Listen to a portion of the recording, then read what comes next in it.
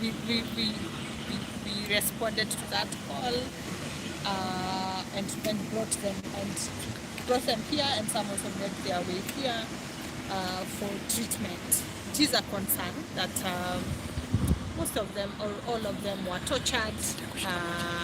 They were disappeared without consent and without also letting their kins and also even their comrades know where they were.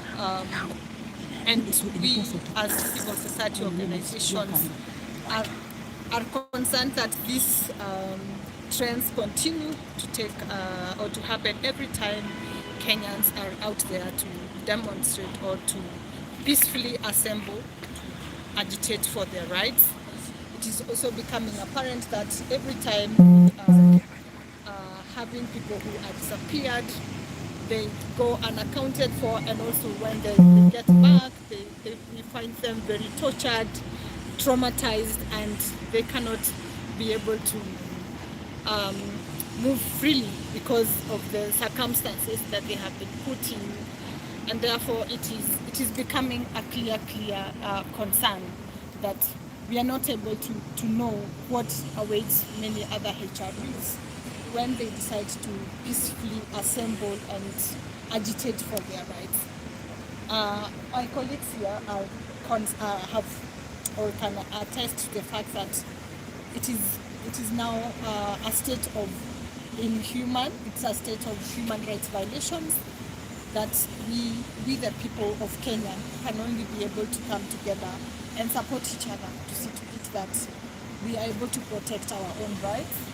And my colleagues can add to what we are saying and appreciate that we are not in the right state of democracy that we have always wished to be.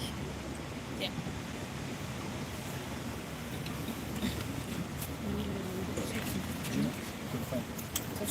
Irene Soila. Irene Soila.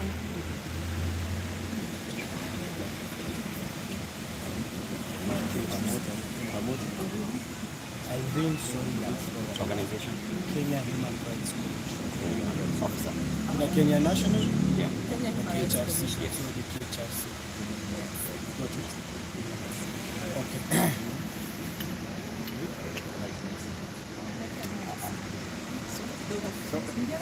Once I put it at 30. Yes. Hapa simekata.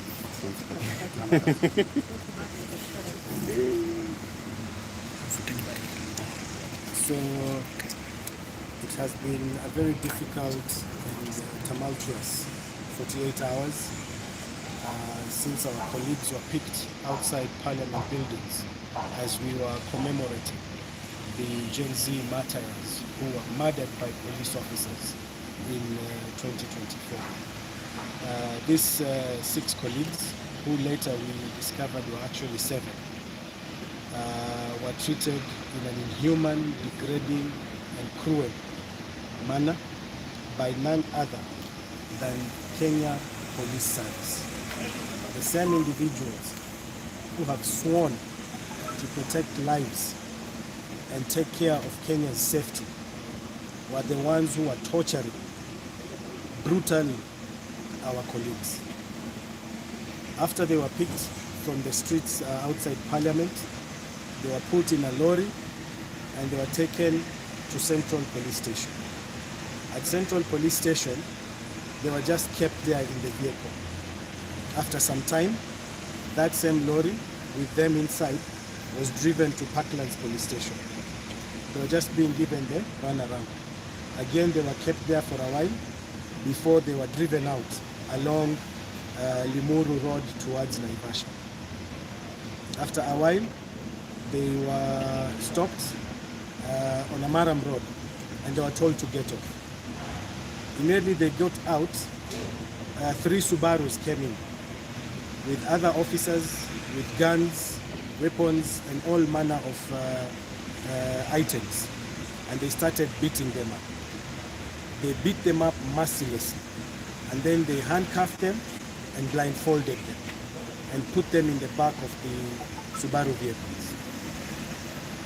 They were driven to an unknown destination, according to them, but they confirmed that it was forest because they could hear the cracks of sticks as the cars drove by. And they could also hear birds chirping, in that area. When they got to that place, they were removed from the vehicles, and each one of them was put into a separate room where the beatings again continued. They stayed there from Thursday, the whole day, the whole evening. They were being questioned. Who is funding you? Where are you getting your money from? Why are you recording police officers? Who is supporting your movements? And all manner of questions as they were being thoroughly beaten. Yesterday at around 3 a.m. they were then picked and dropped at different places, and it's at that time when they were able to call colleagues and they were rushed here to hospital. For us, if there was any doubt that the National Police Service is a murderous, cruel and brutal service, that doubt must be erased from the minds of Kenyans. This experience shows that we have a police service that operates above the law, as if they are above the law. They are not above the law. We have a police service that operates as if they are above the law. They feel they can do whatever they want and there will be no action. The levels of impunity that we are seeing in this service, it's like at no other time have been seen. And for us, we are demanding that justice must be done. Those officers behind this attack, we are asking members of the Fourth Estate, the colleagues who are here today, we must get those videos and the faces of those police officers who did this arrest, because we have those videos. And we are calling on Gen Zs, please let us identify these individual officers who are responsible for this. We are asking you, with your tech-savvy knowledge, please let us identify these officers who are behind the arrest of these persons, because they know they will hide behind the service and nothing will be done. But we want to take action so that we can put to an end this cruel, inhuman, and degrading treatment. This has to stop, and it has to stop now. So we are standing here united as civil society in solidarity with our comrades who have been tortured, and we are demanding that justice be done to them. Thank you.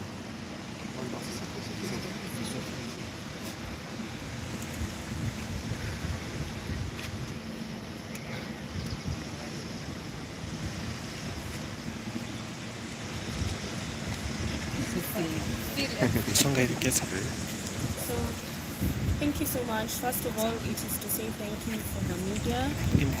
My name is Sophie Jacob. First of all, to say thank you to the media for always being there with us. But as Gen Z movement, we are concerned because we still have one comrade missing by the name of Davis Lichuma. Davis was taken into a Subaru around the CBD area on Thursday around 3:30 p.m. and we have not heard from him since. We are asking the government to please release Davis Lichuma with immediate effect, and we will not stop and we will not back down until Davis is released. We are also demanding the immediate release of Bob Njagi and any other of our comrades who have been taken in. Protest is a constitutional right, and it is our right to come out and picket and to hold this government accountable. We are also calling on our parents. Why are you quiet when they're taking your children? Why are you quiet when your children are being beaten by police in plainclothes and balaclavas? Is this the state that you want? Our dear parents, is this the state that you fought for? We are not going to take steps back in the democratization of our nation, and we are calling for your solidarity in these difficult times.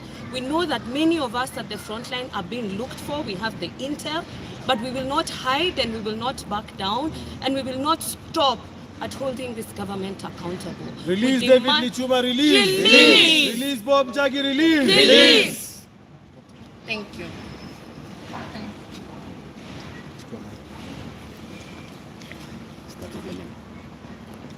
everyone.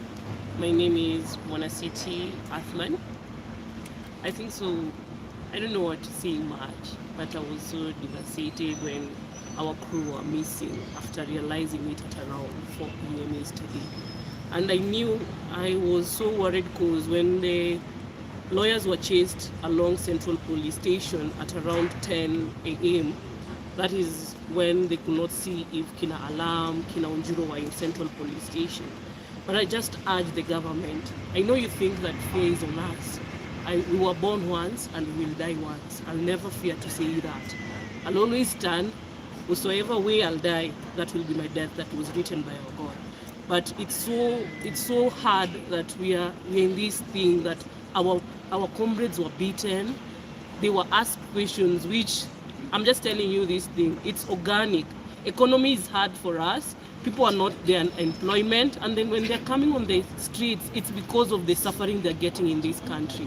I know the police have denied. We went yesterday to Central Police Station, and as like if you've heard whatever Hussein has said, they were passed through Central Police Station, they were passed through Parklands Police Station. So the DCI, the OCS of Central knew all this plan. And then taking them to Naivasha Road with Subarus, which they don't want to deny about, beating our people. I think so. It's totally not in shame. I'll just say shame on you, this government. And as like we are standing together, I know together we stand, divided we fall. I know they'll come for the people who are in these interviews, they'll follow, they'll call, but we'll never change our names. Our parents born us, and heroes don't fear. I think so. This is a country, and I'll just say to the political classes, please don't look mileage with us. We are tired of the mileage that you're looking with us, because we want a change for our country. We totally don't want opportunities in these things. We want change. We want an overhaul of this system. Shame on you, the government that you are in, and totally, I know the heroes are here. It's only sometimes for us to do election, but we'll not stop fighting. Sabasaba is on the way. Bye. Free Chuma free. Free Chuma. Chuma free. Free. Free Babu Njagi free. Free. Free Babu Njagi free. Free. Kwa majina naitwa Felix Wambua, na unavyonaangalia mimi mwenyewe imebidi nivae kama vile Muislamu. Mimi ni Mkristo kidini, ili niweze kutoka kwa baba yangu nifike mahali nilipo. Wanatuwinda kila mahali. Ningepaswa kwenda mazishi ya babangu mdogo, lakini wametuma hata masubaru nyumbani, wanamsumbua mama awaambie niko wapi. Tunataka kusema hivi, juzi Alhamisi mliona yaliyotukia kwenye runinga zenu, mkaona vizuri Ojiro Halam wakishikwa na Kenyatta, mzee Kenyatta wakishikwa, na yakaishia hapo.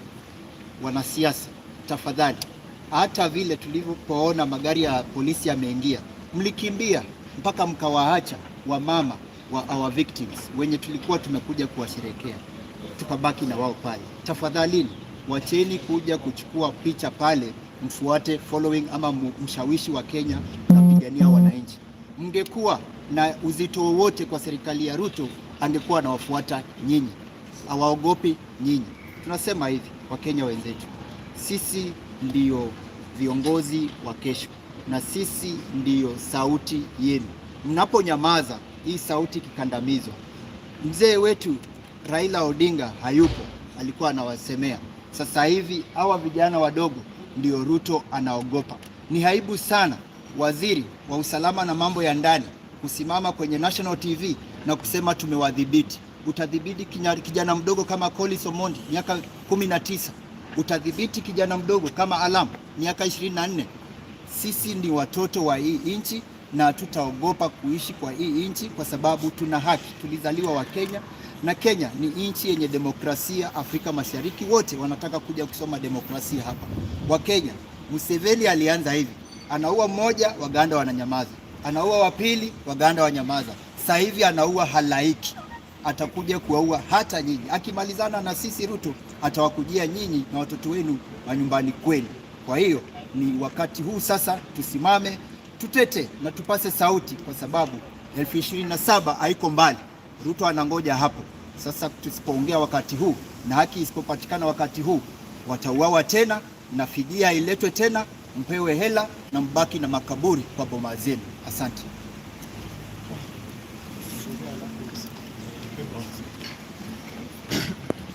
My name is Francis Awino. I'm a human rights defender and a judicial activist. The reasons why we do what we do, it is not because we love so much being in the streets ama kupigwa marisasi na polisi. It is because we feel like there is something wrong in the society, there is something wrong in this country, and that's why it is our mandate to do what is right.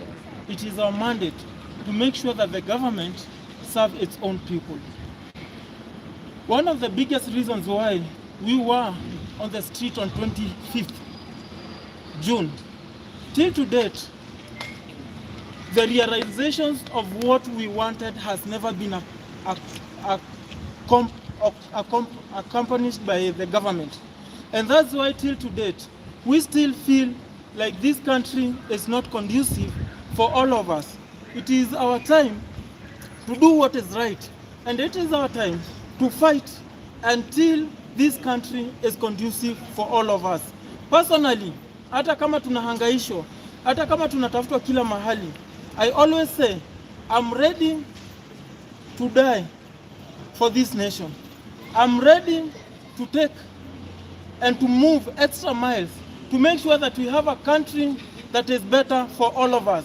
It is very wrong for me to watch my kids suffering for what I could have done when I had a chance to. And this is the right time to do what is right. This is the right time to ask my fellow comrades to hold hands so that we can change this nation and so that this nation can be conducive for all of us. Thank you very much. May God bless all of you. Asanteni. My name is Jerry, and I think for me it's to acknowledge that we are in a very, very precarious place as a nation. When we see this kind of display where police can, in broad daylight, take people and not take them to a police station and take them round in circles and then beat them up and then dump them somewhere on the road. That could be any one of us. And this is the beginning of a downhill steep that we are going on. Kenyans, if you do not wake up, if you do not push back, then we are going to be in so much trouble, because this is the new order. This is what they're testing the waters, and this is what is going to be happening. So we need to push back. We need to fight for our democracy. We need to stand up for ourselves. The police are already divided, and it's obvious. They don't even know who's operating what where. People are being armed. It is our brothers, it is our husbands, it is our cousins, it is people within our neighborhoods that are being armed. When everything starts to fall apart, we are all in danger. No one is safe. We are not our tribes, we are not where we come from, we are just Kenyans.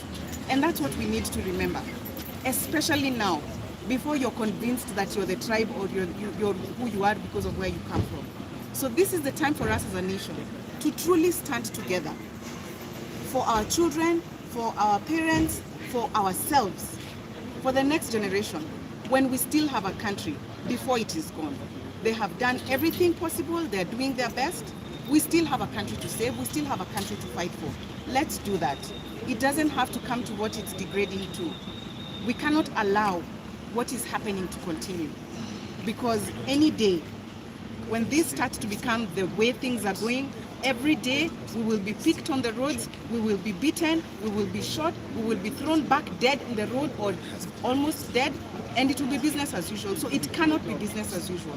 If we let this slide quietly, then this is the beginning of something that we never thought possible. We've seen it happening in Uganda, we've seen it happening in Tanzania, and now it is here. It has started. It cannot continue, and it is up to us. If you're listening to my voice, if you're watching, the people who work in the police, hata nyinyi, people in uniform, you strip those uniforms and you're still Kenyans. It is your relatives, it is your parents, it is your children. You're still Kenyans. Don't forget that. Just because you're in uniform, you will remove that uniform at the end of the day, and then you walk among us. And it could be you that will be targeted by your fellow policemen as well. So we need to save this country from whoever is capturing it. And we all know what's going on. So we need to stand up and save this country before we don't even have a country to save. Thank you. Any questions? Thank you. Thank you so much, guys.